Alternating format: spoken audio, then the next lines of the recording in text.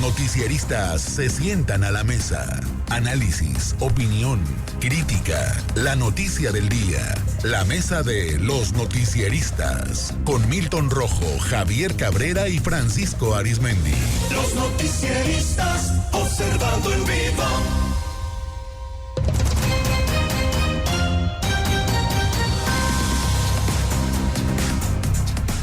De la mesa de los noticieristas, saludo a Javier Cabrera. Javier, ¿cómo estás? Muy buenos días. Muy buenos días al auditorio. A Milton Rojo. Milton, muy buenos días. Muy buenos días. A Francisco Arizmendi. Francisco, muy buenos días. Buenos días, Sinaloa. Buenos días. Bueno, pues hoy la conferencia del Episcopado Mexicano consideró que el siguiente presidente de la República debe enfocarse en reconstruir el tejido social, además de erradicar la violencia que azota al país. Se trata, señaló la conferencia del Episcopado Mexicano, de construir una ruta para abordar de manera efectiva la acción colectiva que puede encarar la crisis de violencia y descomposición social que vive nuestra nación, con una visión de Estado a largo plazo, convocando sin excepción a sumar las experiencias y conocimientos de quienes habitan nuestro territorio. Diversas autoridades católicas se reunieron con los tres candidatos presidenciales, Claudia Sheinbaum, Xóchitl Gálvez y Jorge Álvarez Maínez, en el Centro Cultural Tlatelolco para firmar el compromiso nacional por la paz. Nuestra casa común y el tejido social están en un proceso de degradación acelerada por la ruptura del sentido de pertenencia de la colectividad y la destrucción de los mecanismos para procesar el conflicto social de paz. El episcopado sostuvo que la reconstrucción del tejido social y la creación de espacios de convivencia pacífico requieren 4 estrategias. La recuperación y desarrollo de la capacidad de la familia para valorar la vida, la integridad y la dignidad de las personas.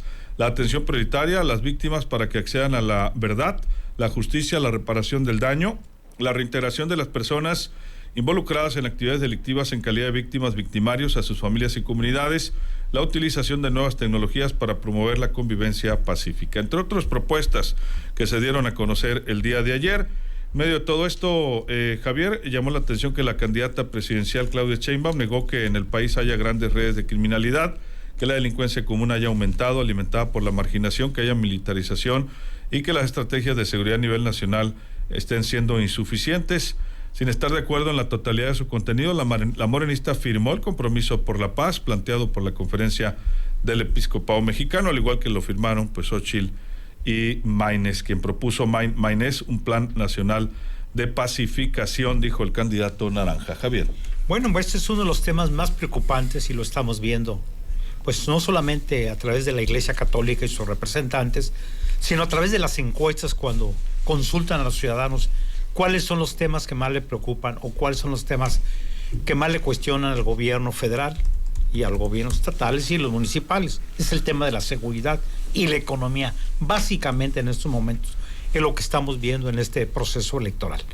Y debe preocupar al gobierno federal y bueno, es entendible la postura de Claudia. Claudia sigue siendo la voz del presidente de la República, estar negando lo que está sucediendo, queriendo narrar una imagen distinta a lo que los ciudadanos día con día viven, el tema de la inseguridad y la violencia. Estamos viendo lo que está sucediendo en varios estados de la República. Hay asesinatos de candidatos o aspirantes a cargos de elección popular, incluso de su mismo partido, de Morena.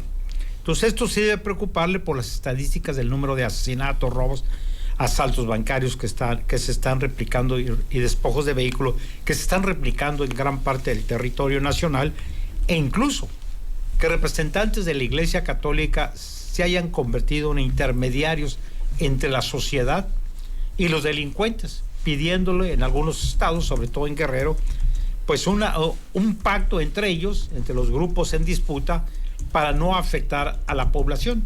Se dice que en algunos lugares lo han logrado y en otros no. ¿Y esto qué mensaje te envía? Pues te envía que el Estado no está respondiendo o no quiere responder o ya no tiene capacidad para responder, lo cual es muy grave cualquiera de los asuntos.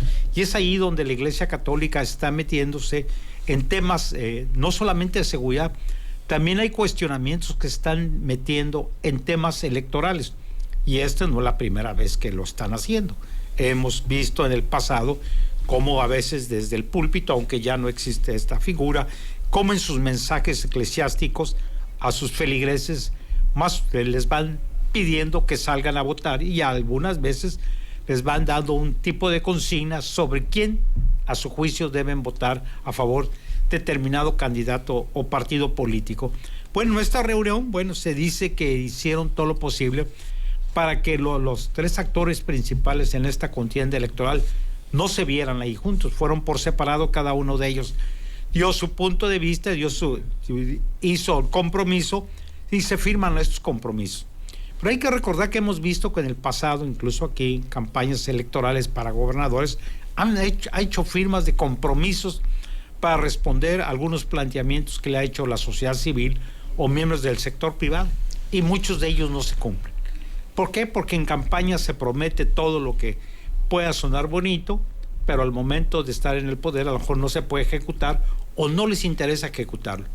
Pero el tema de la seguridad pública, sin duda, algo va a tener que ser quien sea la presidenta o el presidente de la República a partir de este fin de este año, porque la situación se está saliendo de control. Milton, ¿tu punto de vista?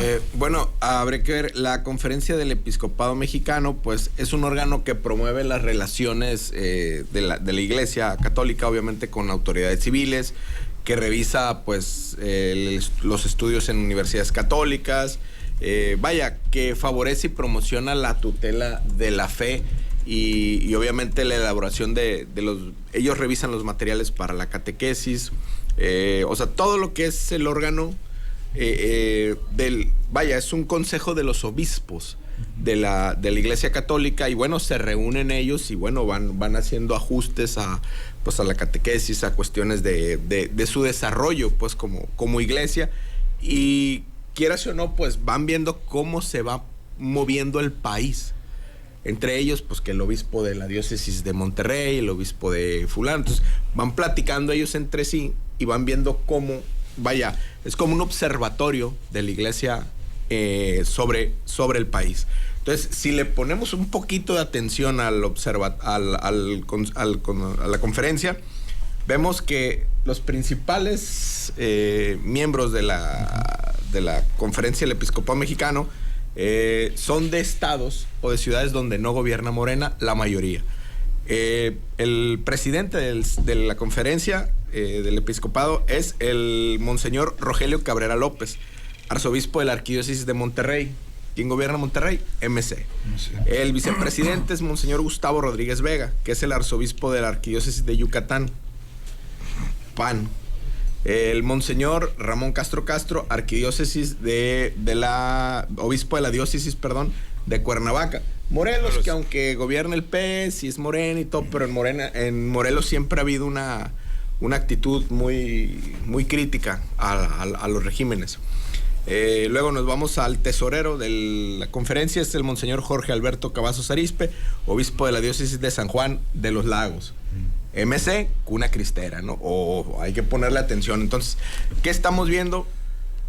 Una conferencia que está viendo al país, los obispos están viendo con atención al país y están diciendo, oigan, estas son las situaciones que estamos viendo nosotros, que estamos percibiendo, que estamos palpando, pues comprométanse, ¿no? O sea, a hacer propuestas en este sentido. Entonces, la candidata, la doctora Sheinbaum, pues de una manera u otra dice, espérate, yo no estoy de acuerdo en el tema de la militarización. ¿Por qué? Porque quieras o no, pues es la candidata del gobierno, entonces no puede, del actual régimen, entonces no puede darle la contra al presidente en algo que el presidente, recordemos, Morena, siempre fue en contra de la militarización del país. Llegan al poder y ahora resulta que no, que va para adelante la militarización. Entonces, al final del día, ¿qué está pasando?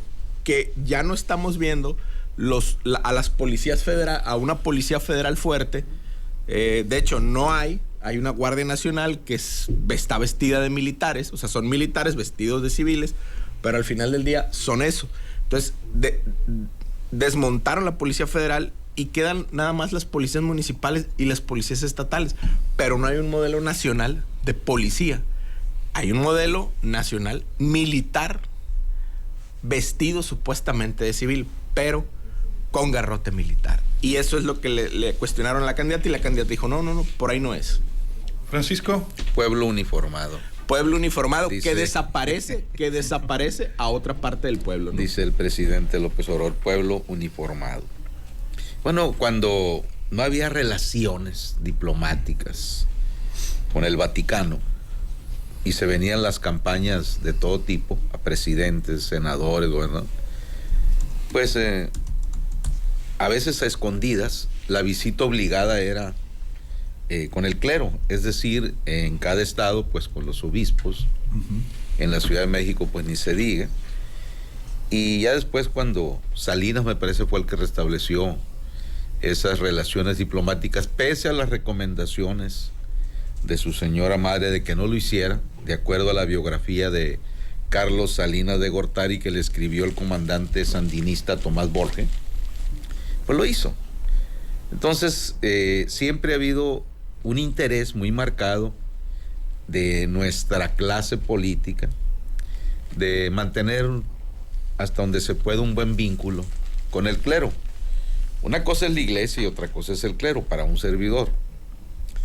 Entonces, por eso no titubearon en ningún momento, independientemente de que la señora Claudia Sheinbaum la firmó así bajo reserva, pues de acudir a este llamado del episcopado mexicano.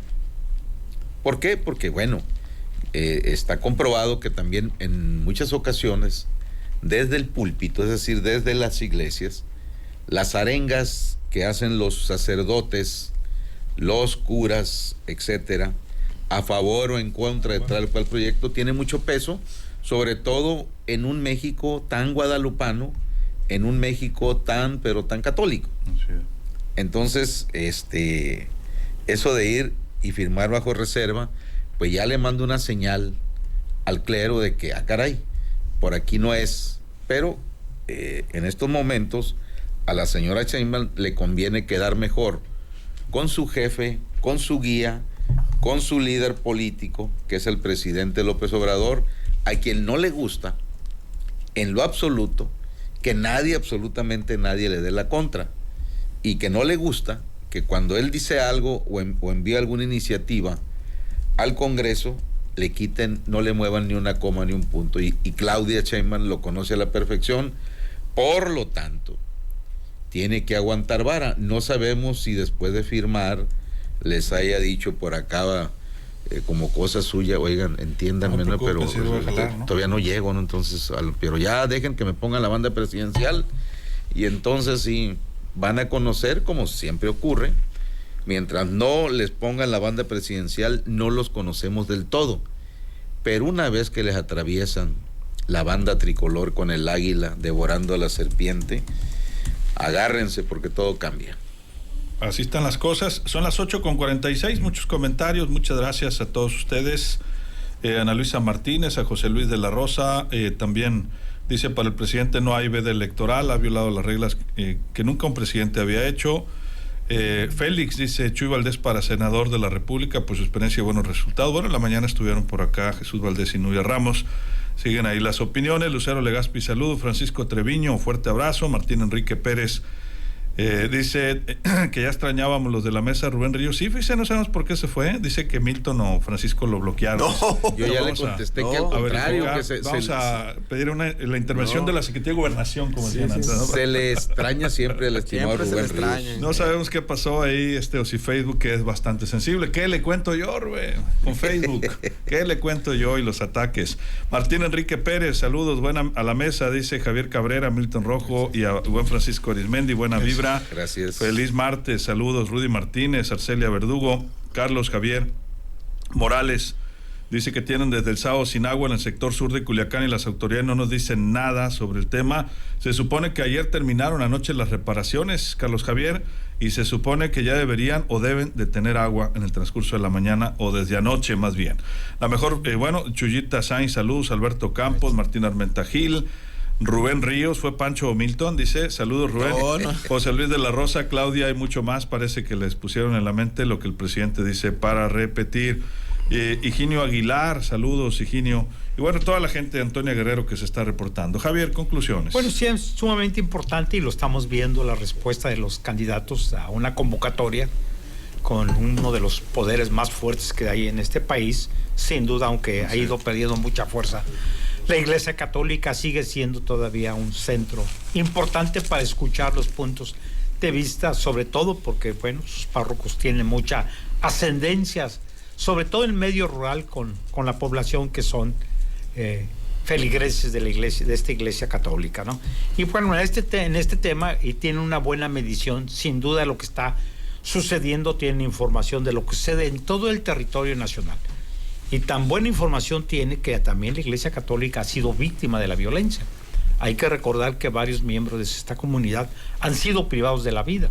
Los casos más escandalosos son lo que sucedió con los jesuitas de aquí del vecino estado de Chihuahua, bueno, que ya fue detenido la persona presuntamente asesinado, ¿no? Lo encontraron muerto el presunto homicida, uno de los homicidas de dos, o, si mal no recuerdo, dos jesuitas, padres jesuitas muy queridos en esta región. Sí, la iglesia católica incluso pues ha sufrido amenazas a algunos de sus curas, y bueno, en este ambiente también están participando en la vida política. Hay cuestionamientos de que la iglesia más que nunca se está metiendo en estos momentos a enviar mensajes de cuestionamientos o pronunciamientos que se interpretan como promoción sobre determinados candidatos a cargos de elección popular. Pero esta reunión es importante, ya escuchamos los puntos de vista, pero el problema es que una cosa es que firmes, incluso pues firmes bajo no estar muy de acuerdo en los planteamientos, pero que sí vas a atender parte de esto, y otra vez, una vez que estén en el poder, que en verdad los cumplan, porque hemos visto que los políticos nos hablan muy bonito, hacen grandes ofrecimientos en campañas políticas, y ya cuando se sientan en el poder se les olvida todo lo que prometieron, posiblemente porque no pueden cumplirlos o no quieren cumplirlo o tienen otro tipo de compromisos. Pero el tema de la seguridad es uno de los temas más fuertes que se está ventilando en estos momentos en todo el territorio nacional, y hay cuestionamientos, incluso aquí en Sinaloa hay cuestionamientos sobre si necesitan o no necesitan protección los candidatos a cargos de elección popular. Por lo menos hay dos de ellos que van por cargos de elección federal aquí en Sinaloa que han dicho que han solicitado protección. Así es, Javier. Milton. Eran los padres Javier Campos, y Joaquín Mora, el Morita y el Gallo, como les conocían a los sacerdotes allá en Cerocagui, en Chihuahua, que fue pues uno de los asesinatos que detonó pues conmoción en la Grey Católica, porque pues para empezar eran sacerdotes muy queridos y fue una situación ahí del crimen organizado muy, muy fuerte y de alto impacto. Al final del día, lo que hizo la conferencia del Episcopado Mexicano es como un decálogo, un programa de construcción de la paz. Un poco muy parecido a aquella construcción de la paz que hicieron desde Colombia, pues las iglesias, las organizaciones civiles, pues de tratar de revertir todo ese proceso de violencia, pero los colombianos, como es un país donde es mejor se habla el español, y cuando sabes ponerle palabras al horror, sabes caminar hacia adelante y sabes resolver ese horror, pues. Entonces ellos ahorita están hablando ya de la no repetición, o sea, que esto no se vuelva a repetir, que este tipo de... Entonces hacen todos sus procedimientos, sus códigos legales, todo, para que ese tipo de cosas no vuelvan a pasar. Y aquí no podemos llegar a eso porque tampoco no le podemos poner nombre al horror, a ese tipo de horror que estamos viviendo. No sabemos procesarlo y nos vamos a la y se va, pues. O sea, a que tal vez no nos vuelva a pasar.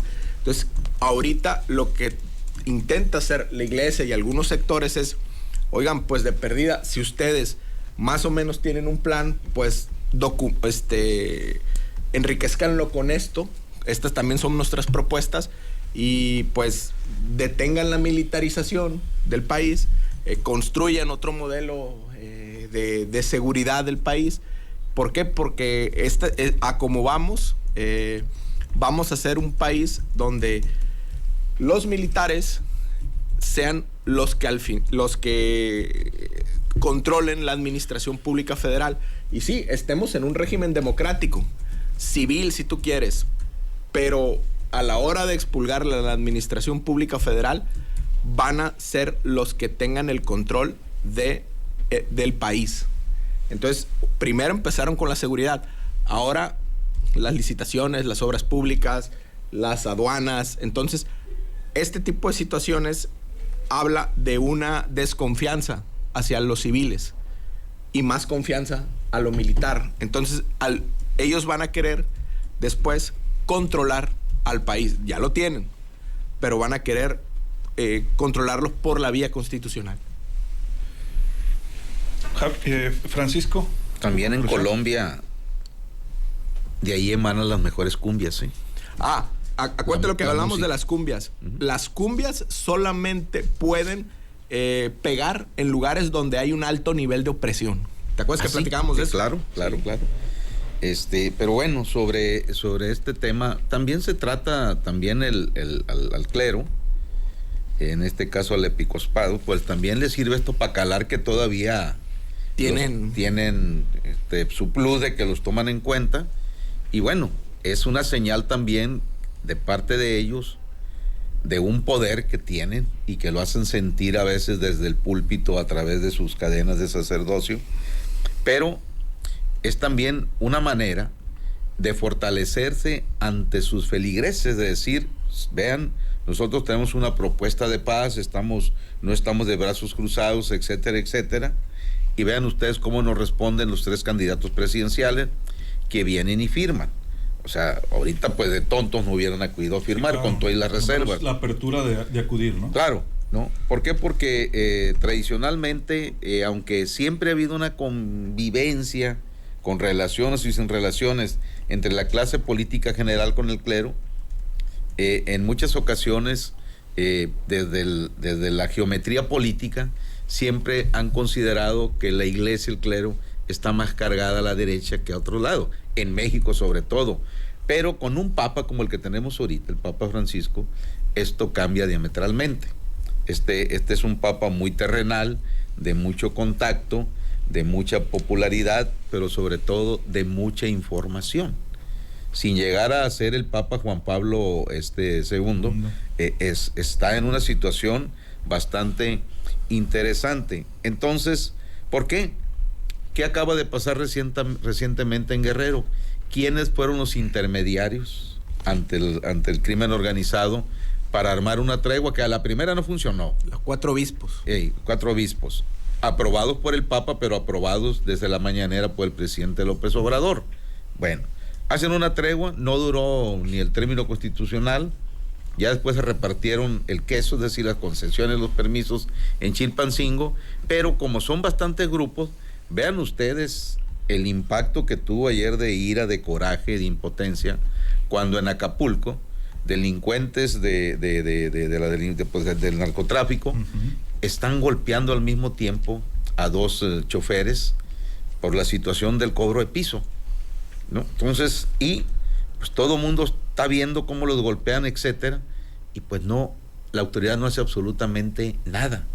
Sí, el presidente dice muy lamentable esto y lo otro, pero más que nada ahorita se está viendo que a nivel nacional cada vez gana más terreno la delincuencia organizada en esa situación de un abuso verdaderamente infinito, de cobrarle piso a alguien por una actividad, por mínima que sea.